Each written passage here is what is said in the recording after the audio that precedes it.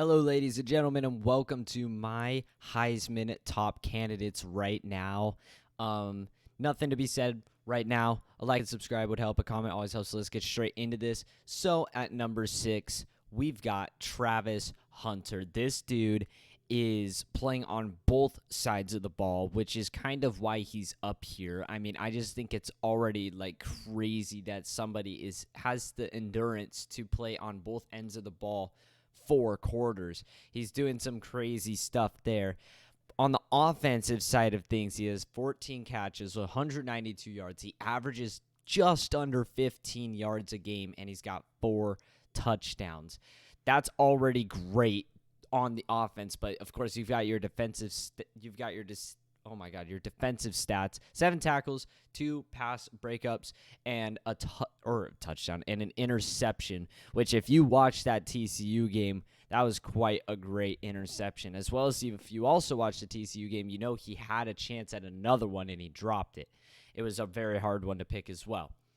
This dude has plenty of time throughout the season to keep putting up numbers as good as these are. He's playing on both ends of the ball, which I feel like just significantly increases his odds of winning the Heisman. So that's why I've got him up here at number 6. At number 5, I've got Jordan Travis. I was really high on this dude, and I still am, don't get me wrong. But he didn't play his best ball, I'd say, in that Southern Miss game. But, of course, we know what he did in that LSU game. He already stunned the world when the whole world's not the whole world, but quite a bit of the whole world favored LSU in that game. I mean, after all, they were even ranked higher. He's completed 38 of his 60 attempted passes, 517 yards, 6 touchdowns, and 1 interception. His game against Southern Miss was not as impressive as I wanted it to be. I mean, he still played good. I don't know when they took him out of the game, though. That could be a major part. But he was 15 for 29, 175 yards, and 2 touchdowns in the game against Southern Miss.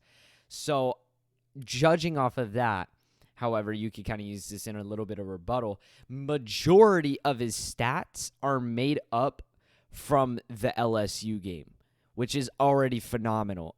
He is putting up these stats against a very strong and competitive team. He barely put anything onto his stats in the Southern Miss. Majority of these stats are coming from the LSU game. Now, that also does come with the downside of an interception, but still, in the LSU game, he threw 23 for 31, 342 yards, and 4 touchdowns. 4 touchdowns. But then he also throws that interception. So Jordan Travis, he's still probably my favorite, even though I have him placed down at number 5. He is still my favorite at the end of this season to win the Heisman. Coming in at number 4, we've got Mr. Michael Penix Jr., who was literally he looked insane in that first week against Boise State. Currently, he is 57 for 78. He has 859 yards. That's a lot of damn yards. 8 touchdowns and 1 interception. And he kind of is evenly split right now. He was 29 for 40, 450 yards and 5 touchdowns in the Boise State game. And then over in the Tulsa game, he was 28 for 38, 409 yards, 3 touchdowns, and an interception. Sadly, he threw that interception, which it's just 1 interception, but it still kind of stings the stats. But he is yet to play, I'd say, somebody tough. Of course, Boise State is not to be looked over, but still, we know they're so much better than Boise State. They are yet to play someone like a ranked opponent, and they're going on the road to Michigan State. Still really shouldn't be any trouble at all there for Michael Penix. He sits in a solid spot right now. And jumping up to number 3 is Mr. Texas quarterback Quinn Ewers. I did not think anything of this dude, but man, oh man, I mean, of course, You can't not put him in the top 3 after upsetting number 3 Alabama on the road, as well as he's just putting up great stats. He's 43 for 68, 609 yards, 6 touchdowns, and a big fat 0 interceptions. That 0 interceptions looks so good for him right now because he played Alabama. He didn't throw a pick. Like, that's crazy to me. He was in the Rice game. And here's the better thing. In the Rice game, he was only 19 for 30, 260 yards and 3 touchdowns. I say only because that means he put up better stats in the Alabama game than he did against Rice. 3 touchdowns is still great. 260 yards is also great. But then we get over to the Alabama game where he was 24 for 38, 349 yards, and 3 touchdowns.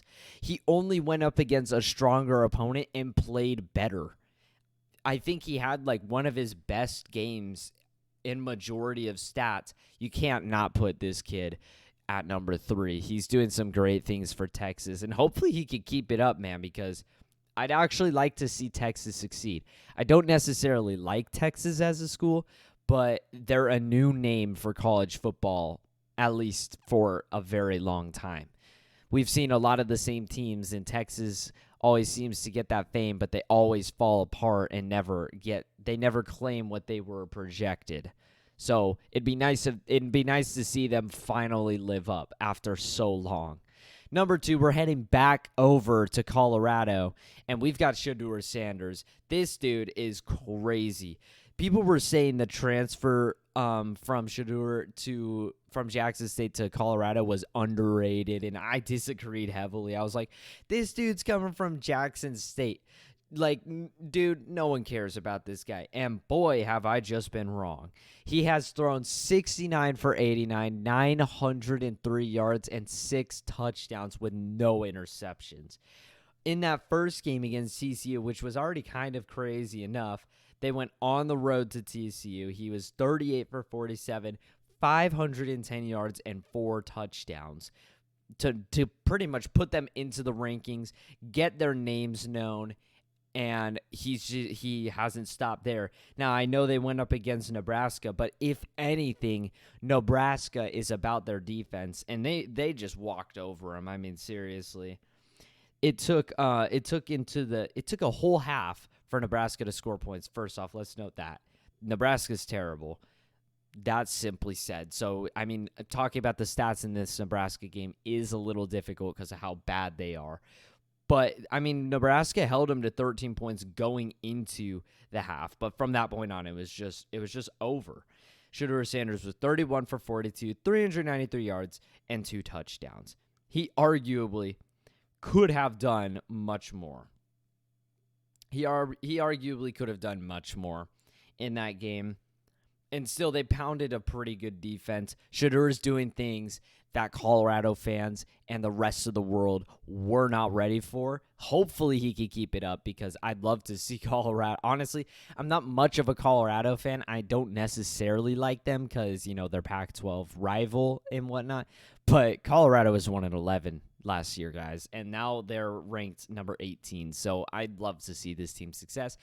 And at number 1, obviously, we've got Caleb Williams. I've been very down on USC for a while. I haven't really been liking this team, but then they dropped that Stanford game, which kind of made me do a 360 spin around, and I was like, whoa, okay, USC.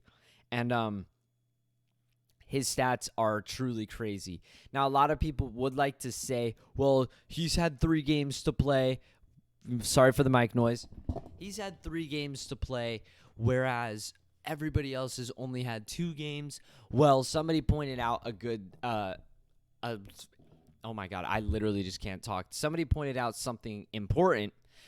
He is actually only like a quarter more play time than these guys because he gets sat so early in the games because they're just winning by so much. He's got phenomenal completion to attempted throw ratio, 55 for 70. I mean, that's great. 878 yards and 12 touchdowns. If he could keep providing the numbers that he is providing, USC is actually going to be a very good team. And obviously, he is going to be the favorite because he won it last year and he's back. So, I mean, it's kind of difficult to not already put this guy at number one. I feel like he's pretty much been sitting at a comfortable number one spot for a while. Until this guy has a bad game, they will not move him. He is a solid number one. And, yep, that is my top six. That is my top six Heisman candidates right now. I'm not very high on anybody else right now for the Heisman. That's kind of why I stuck to the top six. There's just no other quarterbacks, no other nothing that I'm really looking at. I guess there's J.J. McCarthy, but they've only been putting up points in the 30s, and they're yet to play anybody, so I'm still waiting on that one. But yeah, I hope you guys enjoyed this. I'm trying to pump out as much stuff as I can while I wait for the next week of college football. So a like and subscribe would help. A comment always helps. And that's all for me. Adios.